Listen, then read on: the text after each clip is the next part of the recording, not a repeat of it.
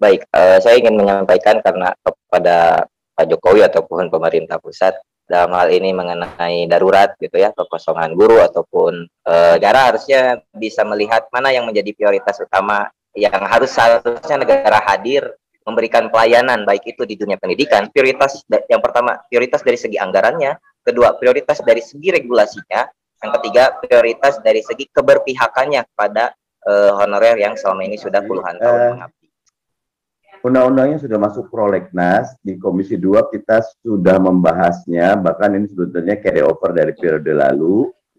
Kita ada beberapa isu utama kayak penetapan kebutuhan ASN, harus jelas, kesejahteraan P3K yang tadinya quote and unquote masih punya catatan, kita perjelas. Ini sudah cukup bagus, tinggal tadi ada kesulitan mereka-mereka yang sudah puluhan tahun itu ketika dites mestinya kan dipisahkan ya Riz ya, dia dapat jalur sendiri, ini disetarakan dan banyak kasusnya mereka yang puluhan tahun sudah mengabdi jadi honorer tidak lolos tes itu, sementara mereka yang baru lolos tes. Nah, ada ketidakadilan dirasakan di sini. Begitu. Oke, baik. Terima kasih Bang Mardhani. Saya ke Kang Rizky. Kang Rizky, mungkin ada solusi atau mungkin ada jalan yang ditawarkan oleh Anda dan juga teman-teman seperti apa? Apa yang ingin Anda sampaikan kepada Pak Jokowi misalkan? Baik, saya ingin menyampaikan karena kepada Pak Jokowi ataupun pemerintah pusat dalam hal ini mengenai darurat gitu ya, kekosongan guru ataupun jabatan lain sebagai honorer di instansi yang lainnya, segera sapu bersih dalam hal ini angkat semua honorer yang ada menjadi ASN, baik sebagai CPNS ataupun P3K.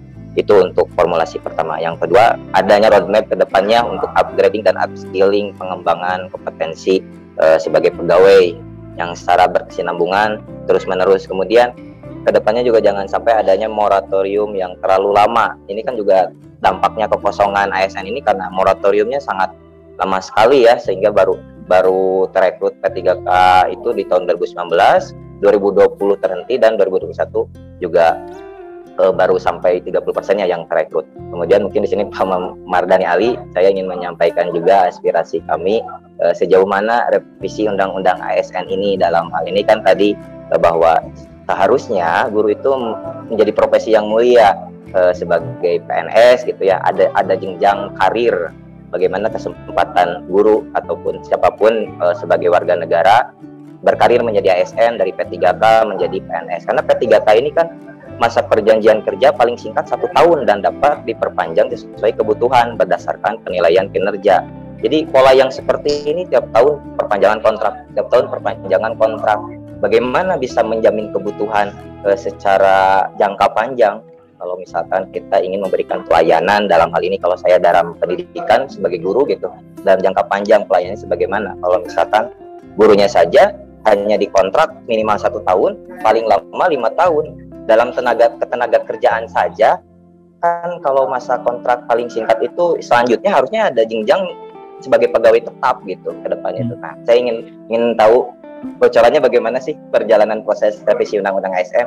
Kami juga ketahui kan DPR RI kemarin mengesahkan Undang-Undang Pemindahan Ibu Kota nih. Nah, sekarang apakah bisa terwujudkan dalam hal politik gitu untuk memang mempercepat pengesahan revisi Undang-Undang ASN yang bisa memberikan rasa keadilan sosial dan untuk bisa mensejahterakan honorer yang ada di Indonesia.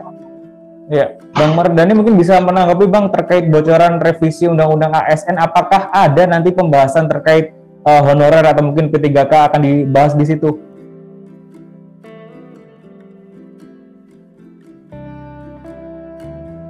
Ya, makasih.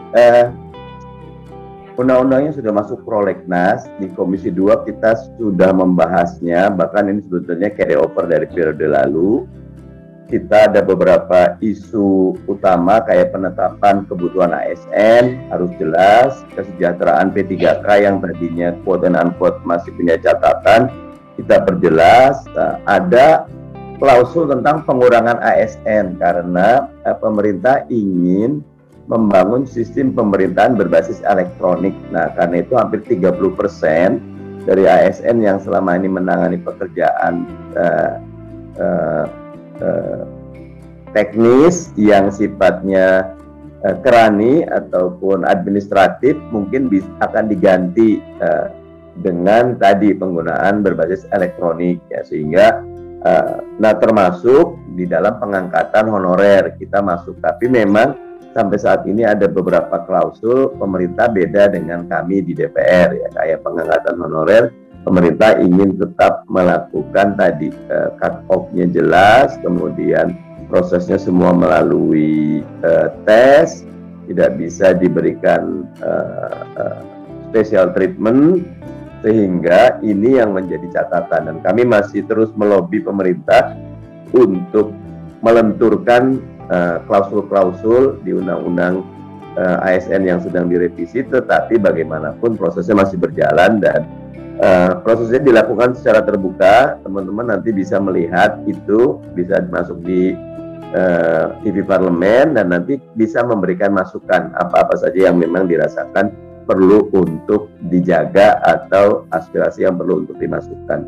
Tetapi memang kita ada trade off ya, tarik menarik antara kita ingin membangun birokrasi yang bersih, cakap, efisien dengan kondisi sekarang di mana ada banyak sekali quote and unquote honorer yang harus diselamatkan. Nah, dua kepentingan ini sedang dicari titik temunya di undang-undang ASN ini. Dan saya setuju sama Rizky, mestinya undang-undang ASN ini juga prioritas, bahkan kalau buat saya lebih prioritas ketimbang RUU IKN gitu. Oke, lebih ini ya, urgent sebetulnya ASN daripada IKN. Anggapannya ya, kan karena kalau IKN kan belum jelas bentuk. Kalau ini sudah puluhan tahun masalahnya mengambang. Oke. Kang Rizky mungkin ada yang disampaikan singkat saja? Ya, setuju saya dengan Pak Mardhani Ali bahwa ya dalam hal darurat kekosongan guru, kebutuhan ASN, negara harusnya bisa melihat mana yang menjadi prioritas utama yang seharusnya negara hadir memberikan pelayanan, baik itu di dunia pendidikan, dunia kesehatan, ataupun di bidang instansi pemerintah lain yang memang harus diberikan pegawai yang diakui oleh pemerintah. Kalau diakui pemerintah berarti kan terjamin kesejahteraannya. Selama ini kan keadaan honorer ini tidak diakui oleh pemerintah sehingga kesejahteraannya tidak baik, makalah adanya yang memang permasalahan ini tidak akan selesai kalau tidak menjadi prioritas. Prioritas yang pertama, prioritas dari segi anggarannya, kedua prioritas dari segi regulasinya, yang ketiga prioritas dari segi keberpihakannya kepada honorer yang selama ini sudah puluhan tahun mengabdi. Baik, terima kasih Kang Rizky. Oke, kita kembali ke Pak Bram. Pak Bram, tadi sudah disebutkan oleh Bang Mardhani bahwasanya hal ini tuh mengambang puluhan tahun. Nah, mungkin ada nggak selama pemerintahan ini berdiri, adakah yang ingin artinya mengubah honorer ini menjadi lebih baik? Maksudnya gimana? Maksudnya apa? Apakah hanya di pemerintahan Jokowi ini berencana untuk mengangkat tenaga honorer menjadi P3K atau ASN gitu, seperti itu? Iya, saya rasa rata-rata hampir semua pemerintahan itu kan menginginkan proses persoalan tata cara tata kelola kepegawaian ini secara maksimal menjadi PNS itu. Tetapi kan kemudian yang terjadi di lapangan itu kan berbeda. Banyak sekali lika-likunya, akhirnya kemudian ketika termasuk aspek keuangan negara barangkali itu. Nah, ketika tidak bisa memenuhi ASN, PNS, maka kemudian sekarang ada P3K kan seperti itu. Jadi begini Mas, secara substansi sebetulnya pemerintah jangan kemudian terpaku pada terminologi undang-undang ASN tersebut. Yang kedua, jangan kemudian terpaku pada PP nomor 49 tahun 2018, bukan 2008 tapi 2018 tentang manajemen P3K kan seperti itu. Jadi yang membatasi sampai tahun 2023. Nah, bagaimana kemudian kalau 2023 itu tidak selesai kan itu. Nah, ini pemerintah juga harus mencari alternatif seperti itu. Jangan membuat honorer saat ini menjadi resah, karena seolah-olah ketika nanti itu selesai 2023 tidak diangkat, kemudian akan menjadi pengangguran. Ini kan tidak membuat kondusif sebuah keadaan menjadi ASN kan seperti itu kan, menjadi pelayan publik kan seperti itu, menjadi tidak kondusif. Nah, oleh sebab itu pemerintah juga harus cepatnya bagaimana kemudian alternatif seandainya nanti itu tahun 2023 tidak selesai, maka pemerintah juga harus ibaratnya ngeyem-yemi gitu, mengeyem-yemi para honorer untuk bagaimana bukan janji gitu, janji saja, tetapi harus ada kepastian hukum terkait dengan masa depan honorer apabila mereka itu tidak tersapu bersih di P3K maupun PNS ini seperti itu. Pak Bram, pada intinya berarti nasib honorer ini di tangan Menpan RB, seperti itu? Saya rasa tidak hanya Menpan RB, tetapi justru ini kebijakan dari pemerintah yang dalam hal ini Presiden harus melihat akar persoalannya itu seperti apa, karena Pak Presiden berasal dari Solo. Saya rasa ini merupakan yang terjadi tidak hanya di Bandung, Mas, tetapi hampir merata di seluruh Indonesia, bahkan di Solo sendiri kan, di Solo, artinya di Solo, di Karesidenan Surakarta ini juga ternyata banyak sekali honorer kan seperti itu yang belum terselesaikan, dan saya tidak tahu apakah kemudian tahun 2023 ini akan tersapu bersih kan seperti itu.